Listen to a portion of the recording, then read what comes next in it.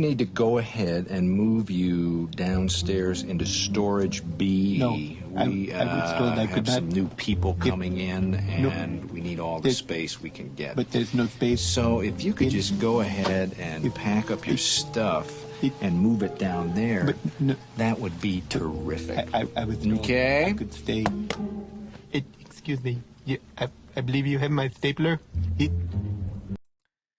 All right, guys, so we got some breaking news. As Elon Musk means business, he is sticking with his word, and he has already started cleaning house at Twitter, starting with the top, as he has reportedly fired the top execs at the company after closing the $44 billion Twitter acquisition. Now, again, this is big news, but also not surprising news, because it was expected that Parag Agrawal, the CEO of Twitter, would be fired. He would be on the way out when Elon Musk takes over the company.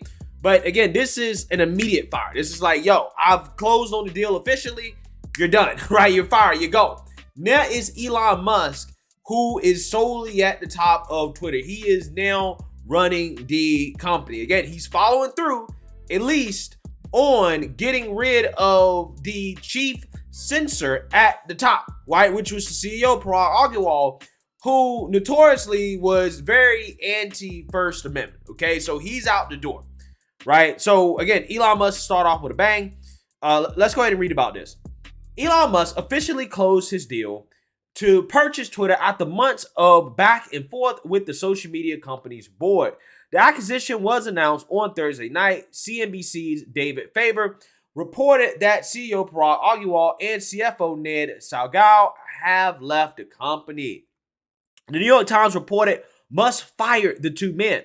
Also let go were top legal executive Vijaya Gadde and general counsel Sean Edgett. Now, if you guys remember, Vijaya Gadde, she is the head of Twitter's trust and safety legal team, right? AKA she's the chief censor at Twitter. What we saw Wednesday morning was really concerning to us, obviously. So a small team gathered from Trust and Safety. We were discussing the potential for violence to happen, and we decided to escalate our enforcement of the civic integrity policy and use a label that disabled engagements to stop the spread of potentially inflammatory content, which is the content around election interference, election fraud, that type of thing. So you will have noticed that morning the labels on President Trump's tweets actually were different than the ones we were using in the prior weeks, and they had the engagements disabled. After that, we were having a conversation, as obviously we saw the violence continuing to unfold, about other aspects of our policy. The civic integrity policy in particular has a range of options, from labeling to removal in some instances to permanent suspension. It is. So you have an argument between two people. Again, and you have a rule that enforces only one side of the ideology, and you've banned only one of those people. We have a rule that attempts to address what we have perceived to be instances of abuse and harassment. But she was saying it's your ideology. Right, but it is an ideology, right? If she's saying a man is never a woman, if that's what she's saying, and then biologically she's correct, we obviously have a debate here. And then this person's arguing, and she says a woman is biologically female. Well, you are never going to be a woman. She responded with, men aren't women, though. And that was her first, in the series of events, that's what got her the suspension and the warning. That was one of many tweets that was part of providing context, and that was actually the second actually. Strike is my understanding. But why is that a strike? Yeah, why is that a strike? But again, like, it's the context of, I don't have all the tweets in front of me. There were like 10 or 12 tweets going back and forth. Mm-hmm. And my understanding is that in the context of all of those, she was misgendering a particular person. Not that she was holding a belief or statement. It was a public figure, though, wasn't it? I don't know. It was. So you're having an individual who is debating a high-profile individual in her community, and she's expressing her ideology versus hers, and you have opted to ban one of those ideologies. And it's within the context of this conversation. Yeah. This is what is being debated, whether or not someone is, in fact, a woman when they were born a male. I understand that this is controversial.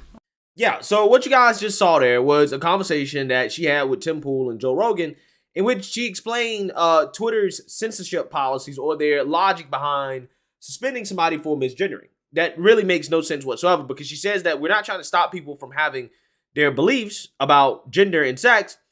However, if you misgender somebody, then you are maliciously targeting them with the intent to, I don't know, hurt their feelings or whatever. But what she's missing is that if I'm talking to somebody who is trans and I misgender them, that is me adhering to my belief, right? If I have to address them by their preferred pronoun, then I'm not able to actually adhere to my belief, right? Because I believe that biological men are men, then I'm going to use the proper pronouns for men, okay? But again, yeah, she's fired, right? She's done.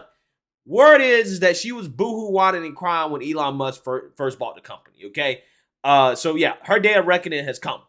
Musk was up against a court-ordered 5 p.m. Friday deadline to close the original deal for Musk to Twitter Inc. for $44 billion. Delaware Chancery Judge Kathleen McCormick said if the deal did not close by that time, she would schedule a November trial to likely force the world's richest man to complete the buyout or accept other terms from Twitter. Quote, Musk assured bankers this week he would wrap the buyout on time. The banks providing $13 billion in debt finance are in the process of transferring the cash, while the New York Stock Exchange says action is pending to suspend trading of Twitter shares before Friday's open, reported Bloomberg on Thursday. Musk had signaled his takeover was nearing this week as he wrote Chief Twit in his profile bio and posted a lengthy message to advertisers on Thursday. The eccentric billionaire also entered Twitter's San Francisco's headquarters Wednesday carrying a sink, and the company subsequently announced Musk will be addressing staff on Friday.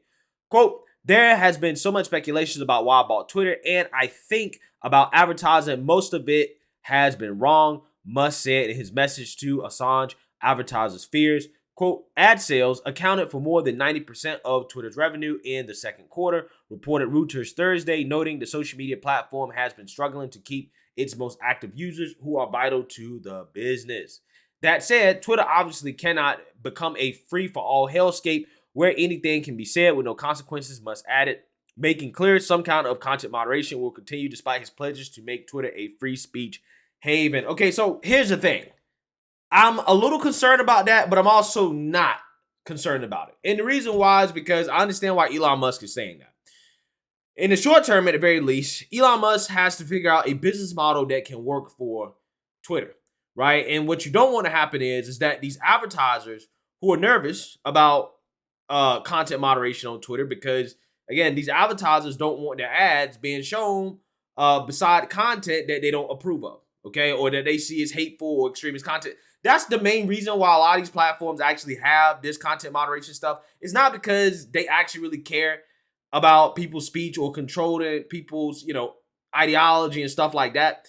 They don't really care all that much about that. The woke employees do, but the people at the top, they care about the money, right? And a lot of them are doing it because this is what advertisers are claiming that they need to do in order for advertisers to feel safe, advertise on the platform.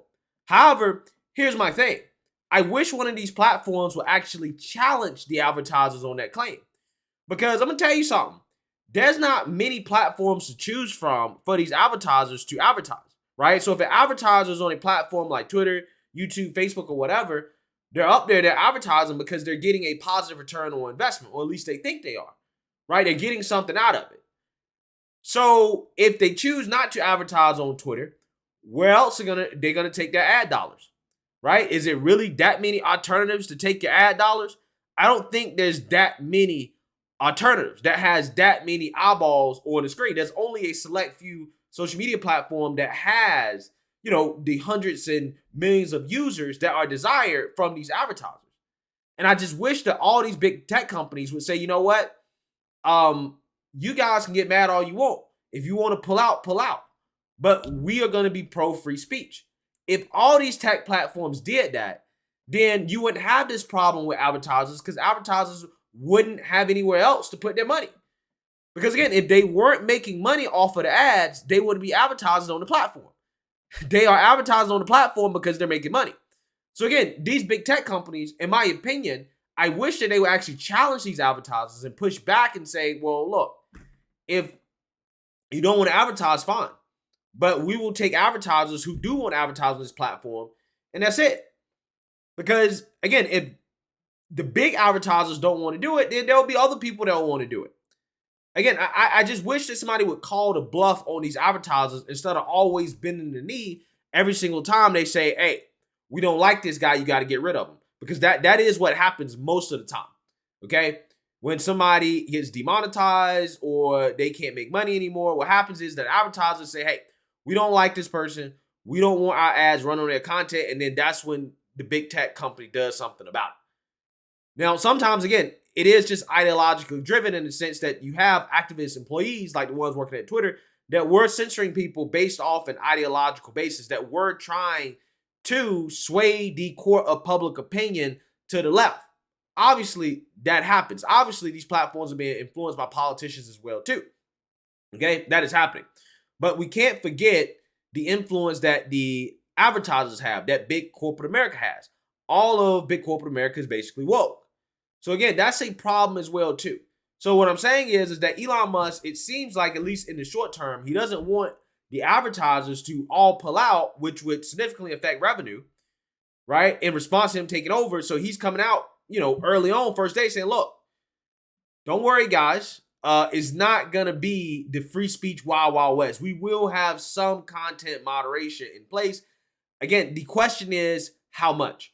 I'm pretty certain that they're going to let Trump back on the platform.